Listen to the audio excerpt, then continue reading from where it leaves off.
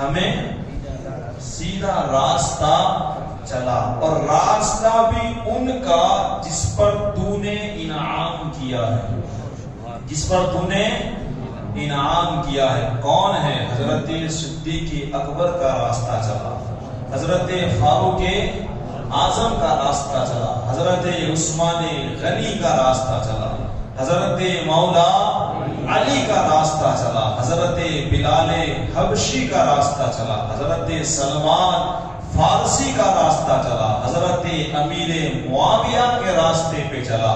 یا اللہ ہم سب کو امام حسن و امام حسین کے راستے پہ چلا، ان کے راستے پہ چلا۔ امام ابو ہریرہ رضی اللہ تعالی، امام اعظم کا راستہ، حضور غوث پاک کا راستہ، حضور غریب نواز کے راستے پہ ہم کو چلا، مخدوم اشرف اور امام احمد رضا کے راستے پہ چلا۔ یہ وہ لوگ ہیں جن پر اللہ تبارک و تعالیٰ نے اپنا انعام نازل فرمایا، راستہ ان کا جس پر تو نے انعام نازل فرمایا۔ ان کے راستے سے بچا جو بہک چکے ہیں، جو الٹے راستے پر ہے، جو بھٹک چکے ہیں۔ کون؟ یا اللہ قارون کے راستے سے بچا، یا اللہ نمرود کے راستے سے بچا، فرعون کے راستے سے بچا، شداد کے راستے سے بچا، ابو جہل، ابو لہب، عتبہ، شیبہ کے راستے سے بچا۔ یا اللہ ہم کو یزید کے راستے سے بچا، نصرانیوں، رافضیوں جتنے بہک چکے ہیں، یا اللہ ان کے راستے سے ہمیں بچا، ان کے راستے پر چلا جن پر تو نے انعام نازل کیا، ان کے راستے پر، ان کے راستے سے ہمیں بچا جو لوگ بھٹک چکے ہیں۔ تو انعام والوں میں سب سے ایک بڑا نام حضور غریب نواز رضی اللہ تعالیٰ عنہ کا ہے۔ میں مختصرانہ انداز میں کچھ باتیں پیش کرتا ہوں، آپ خاص طور پر توجہ کریں۔ اسلام دو چیزوں کی ہوتی ہے، یوں سمجھے، کتنی چیزوں کی؟ ایک عمل کی اصلاح بھی ضروری ہے، ایک عقیدے کی اصلاح بھی ضروری ہے۔ اگر بندہ عمل کرتا ہے، نمازیں پڑھتا ہے، روزے رکھتا ہے، زکوٰۃ دیتا ہے، کعبے کی حج ہزاروں مرتبہ اس نے کر لی، لیکن اگر اس کا عقیدہ خراب ہے تو یقین جانو یہ ساری عبادتیں اس کے منہ پہ مار دی جائیں گی۔ عقیدہ صحیح ہونا یہ سب سے پہلے ضروری ہے۔ عقیدہ ایسے ہی ہے جیسے زمین، اگر آپ کتنا ہی قیمتی اور اچھا بیج لے کر کے آؤ، کتنا ہی بہترین بیج کیوں نہ ہو، لیکن اگر زمین ہی خراب ہے تو اس بیج کا تم کیا کرو گے؟ کتنا ہی مہنگا ہو، اچھا ہو، لیکن وہ کوئی فائدہ دینے والا، کیونکہ تمہاری زمین خراب ہے۔ تو عقیدہ ایسے ہی ہے، عقیدہ ایک زمین کی طرح ہے اور اس پر اعمال کا بیج بویا جاتا ہے۔ تو عمل کے ساتھ ساتھ عقیدے کا صحیح ہونا بھی بڑا ضروری ہے۔ تو انشاءاللہ میں غریب نواز رضی اللہ تعالیٰ عنہ کے حوالے سے ایک دو عقیدے کی بات اور ایک دو اصلاح کی بات کر کے انشاءاللہ دعا کریں کہ اللہ تعالیٰ ہماری محفل کو قبول فرمائے۔ سب سے پہلی بات، حضور غریب نواز رضی اللہ تعالیٰ عنہ نے ایک مرتبہ اپنے مریدوں سے یوں فرمایا کہ اے میرے پیارے مریدوں، اللہ تبارک و تعالیٰ نے انسان کے اوپر 5 نمازوں کو فرض کیا ہے۔ کتنی؟ 5 نمازیں فرض ہے، اللہ ہمیں پڑھنے کی توفیق عطا فرمائے۔ آپ فرماتے ہیں کہ امام الانبیاء حضور صلی اللہ تعالیٰ علیہ وسلم کا جو نام ہے محمد، اس میں 5 حروف ہے۔ کتنے حروف ہیں؟ 5۔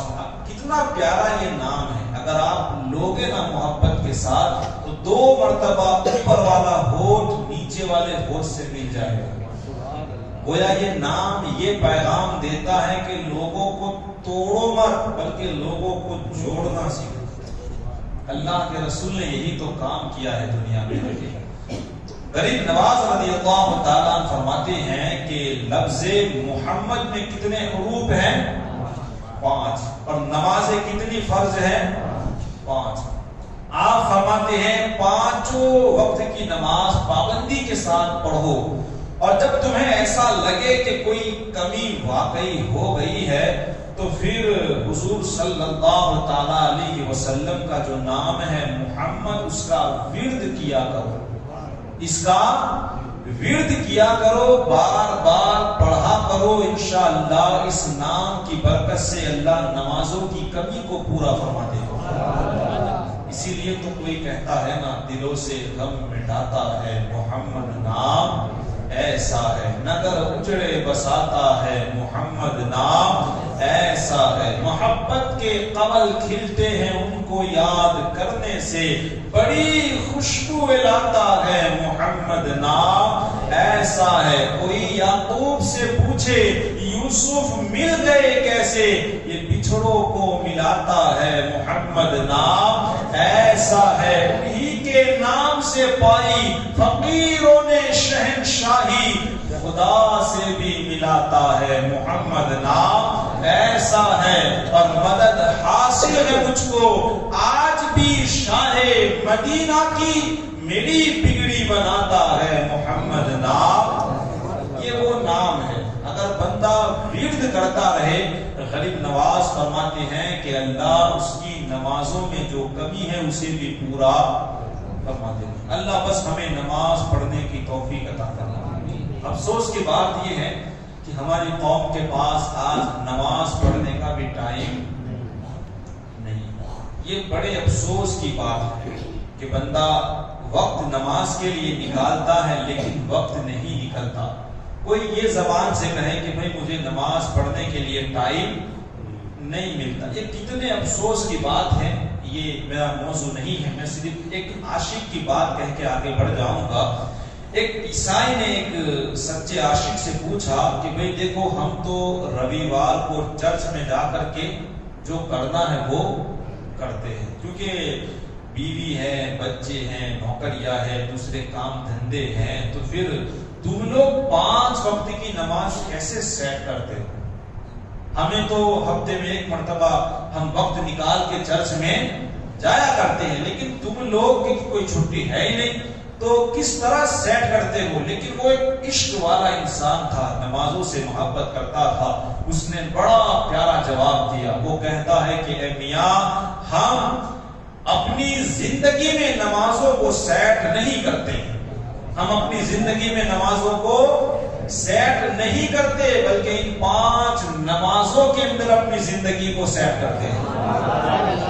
ہمیں اپنی زندگی میں نمازوں کو سیٹ نہیں کرنا ہے، بلکہ پہلے نماز کا خیال، پھر ہمارے کام کا ہمارا خیال ہونا چاہیے۔ اللہ ہمیں بھی ایسا عشق عطا فرمائے۔ حضور غریب نواز رضی اللہ تعالیٰ عنہ کی یقیناً بڑی شان ہے، بڑے ہم پر احسانات ہیں۔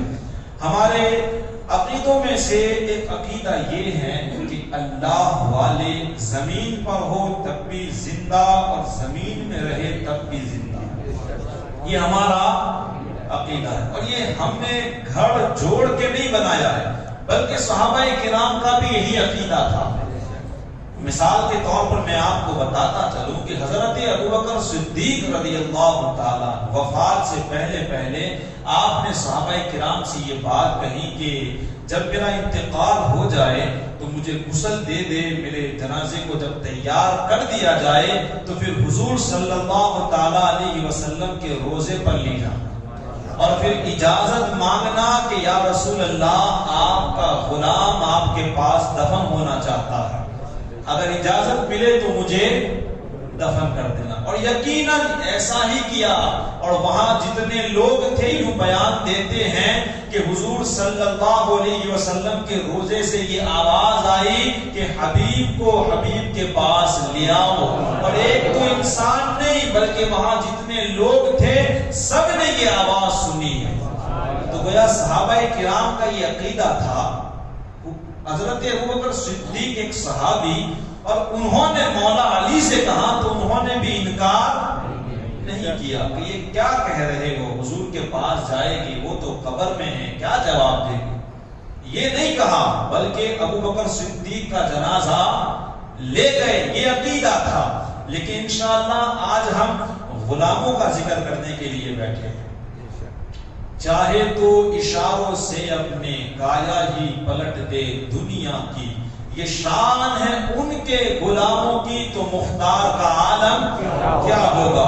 فرماتے ہیں کہ وہ چمک نہ چاند میں ہے نہ ستاروں میں ہے، جو چمک مدینے کے دلکش میناروں میں ہے، اور بے زباں پتھروں کو بخش دی زباں، اتنی طاقت میرے نبی کے اشاروں میں ہے۔ اور اجمیر کی سرزمین سے آتی ہے یہ آواز، مرتے ہیں جو مولا پہ وہ زندہ مزاروں میں ہے، جو مرتے ہیں مولا پہ۔ حضرت بابا فرید گنج شکر رحمت اللہ علیہ آپ فرماتے ہیں کہ میں غریب نواز رضی اللہ تعالیٰ عنہ کے آستانے پر بیٹھ کر کے قرآن پاک کی تلاوت کر رہا تھا۔ کہاں؟ غریب نواز کے آستانے پر قرآن پاک کی تلاوت کر رہے تھے۔ تلاوت کرتے کرتے آپ فرماتے ہیں کہ ایک لفظ مجھ سے چھوٹ گیا، ایک لفظ مجھ سے چھوٹ گیا۔ میں جیسے ہی آگے بڑھا تو غریب نواز رضی اللہ تعالیٰ عنہ نے اپنے قبر کے اندر سے آواز کی، اے فرید ایک لفظ تجھ سے چھوٹ رہا ہے، لفظ تجھ سے چھوٹ رہا ہے۔ آپ فرماتے ہیں میں نے اسے پھر سے پڑھا، آواز دوبارہ آئی، اے فرید اور اچھے انداز میں پڑھو، ذرا محبت سے بولے زندہ ہے واللہ۔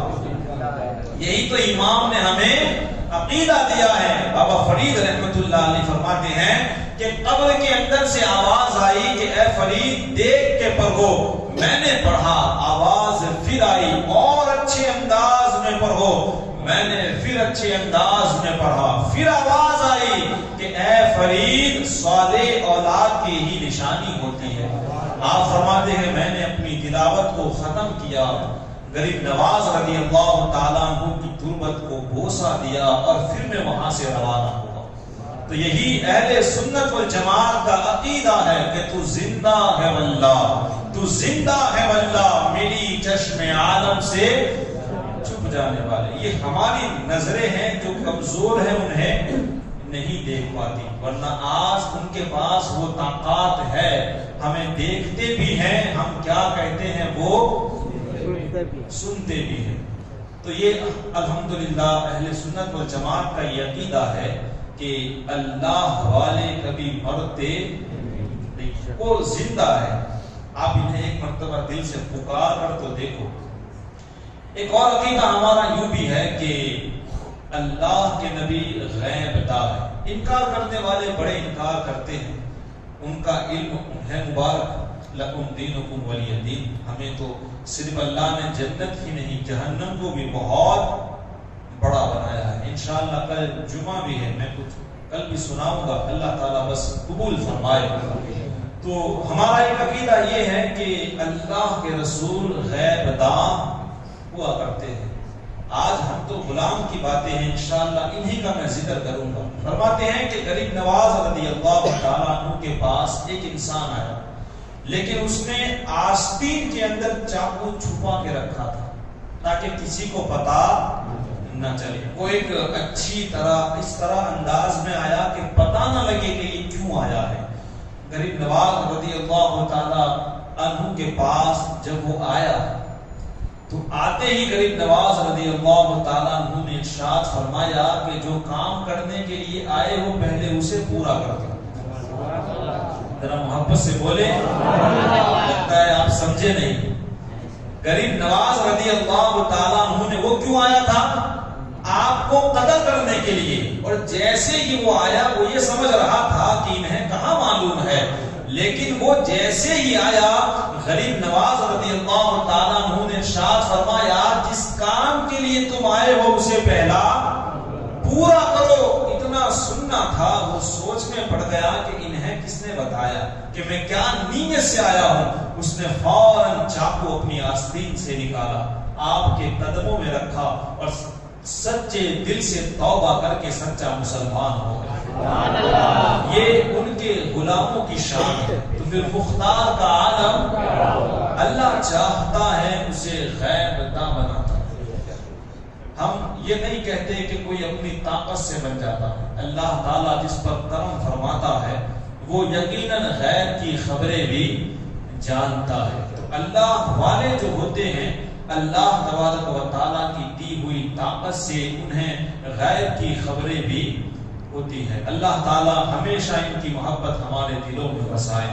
غریب نواز رضی اللہ تعالیٰ انہوں نے بڑا سفر کیا ہے اور بے شمار بزرگوں سے آپ نے ملاقات بھی کی ہے. ایک ایک واقعہ بڑا دلچسپ ہے اور انسان کی زندگی کو سیدھی راہ دکھائے ایسی باتیں ہیں. لیکن افسوس یہ ہے کہ اتنا ہم سنتے ہیں پھر بھی ہم وہیں کے وہیں رہتے ہیں. پتہ نہیں وہ کون سی ایسی بات ہے جو ہم سنیں تو ہماری زندگی سمجھ جائے. ہمیں چاہیے ان محفلوں کا مطلب ہی یہی ہوتا ہے کہ غریب نواز کے سچے اور پکے عاشق رسول بن جائے. غریب نواز نے لوگوں کی کیسی کیسی رہنمائی فرمائی ہے.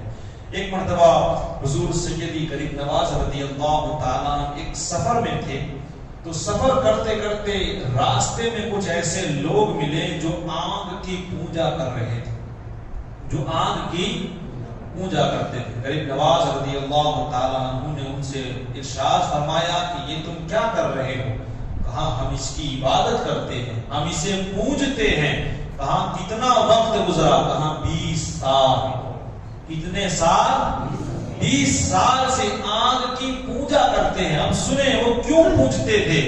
آپ نے فرمایا اس کی وجہ کیا ہے؟ تم اسے پوجتے ہو تو وہ بھی جانتے تھے کہ اللہ نے جہنم میں آگ ہی آگ بنائی ہے. وہ کہتے ہیں ہم اس کی عبادت اس لیے کرتے ہیں تاکہ ہم اس کو یہاں پوجے تو جہنم میں ہمیں یہ نہ جلائے، ہمیں جہنم میں یہ نہ جلائے. ان کی یہ نیت تھی. تھوڑی نیت تو چلو اچھی ہے کہ جہنم کی آگ سے بچنے کے لیے اس کو پوجتے تھے، لیکن عقل میں جو سمجھ ہونی چاہیے وہ ابھی نہیں تھی. غریب نواز رضی اللہ تعالیٰ فرماتے ہیں تمہارے جو عبادت کا طریقہ ہے وہ صحیح نہیں ہے. تم جہنم کی آگ سے ہی اگر بچنا چاہتے ہو تو اس کی عبادت کرنے سے تم جہنم کی آگ سے بچ سکتے نہیں ہو. انہوں نے کہا کہ پھر کیا کرنا چاہیے؟ تو آپ فرماتے ہیں اس کو پوجو جس نے آگ کو پیدا فرمایا، اس کی عبادت کرو جس نے آگ کو پیدا کیا ہے. تو آپ فرماتے ہیں کہ ایسا تو نہیں ہو سکتا، یہ آگ کی اگر ہم عبادت نہیں کریں گے تو یہ ہمیں جلائے گی، ہمیں اسی کی عبادت کرنی ہے. تو آپ فرماتے ہیں کہ اندر تم ہاتھ ڈالو، تم تو اس کی 20 سال سے عبادت کرتے ہو سکتا ہے یہ تمہیں نہیں جلائے گی. تو وہ کہنے لگے ایسا تو نہیں ہو سکتا، ہم اس میں ہاتھ ڈالیں گے، اس کا کام ہی ہے جلانا، یہ تو ہمیں جلا دے گی. آپ فرماتے ہیں تم 20 سالوں سے اس کی عبادت کرتے ہو پھر بھی تمہیں جلا دے گی. کہا ہاں اس کا کام ہی یہی ہے. تو آپ فرماتے ہیں کہ دیکھو میں تمہیں دکھاتا ہوں، میں جس کی عبادت کرتا ہوں اگر وہ نہ چاہے تو مجھے آگ جلا. میری بات تو بڑی دور ہے، میری جوتیوں کو بھی یہ آگ نہیں جلا سکتی. اتنا کہنے کے بعد آپ نے اپنی کھڑاؤ کو نکالا اور آگ میں پھینکا. کافی وقت گزرا، اس کے بعد اس کھڑاؤ کو جب آگ کے اندر سے نکالا گیا تو وہ ویسی کے ویسی ہی سلامت تھی. یہ کرامت جیسے ہی لوگوں نے دیکھی سچے دل سے کلمہ پڑھ کے مسلمان ہو گئے. غریب نواز رضی اللہ تعالیٰ عنہ نے ایسے تو بے شمار لوگوں کو کلمہ پڑھ کر کے اسلام میں داخل فرمایا ہے. یقیناً آج ہندوستان میں لوگ عبادت کرتے ہیں، کھل کر کے اذانیں دیتے ہیں، محفلیں سجاتے ہیں. یقیناً یہ غریب نواز رضی اللہ تعالیٰ عنہ کا بڑا احسان، بڑا کرم ہے.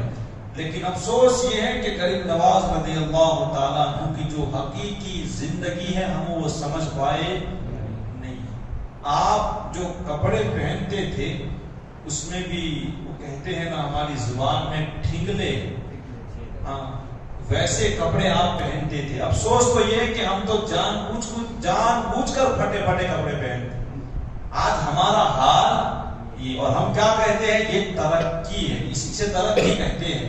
اسے صرف بیوقوفی کہا جا سکتا ہے، اسے صرف پاگل کر سکتا ہے، کوئی عقل مند ایسا کام نہیں کر سکتا ہے. یقیناً تو آپ کی جو داستان ہے بڑی عالی شان ہے، آپ نے اسلام کی بڑی خدمت کی ہے، آپ ہی کی وجہ سے ایک دو نہیں، ہمارے حالات تو یہ ہے کہ ہم اپنے گھر کے اندر شریعت کو نہیں لا سکتے، یہ ہمارے حالات ہیں۔ میں اپنی بھی بات کرتا ہوں کہ ہم اگر چاہے کہ ہمارے گھر کے سارے لوگ پکے نمازی بن جائے، تمام پردے میں رہے، صرف اسلام ہی اسلام ہو، ہم اپنے گھر میں اتنا کام نہیں کرا پاتے۔ اور ایک غریب نواز ہے جنہوں نے ایک دو نہیں 90 لاکھ لوگوں کو اسلام میں داخل فرمایا۔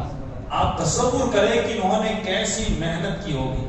ایسی محنت کے لیے بندہ یہ نہیں ہے کہ پھر دین کو کھائے اور آرام سے سو جائے، اس سے دین کا کام نہیں ہوتا ہے۔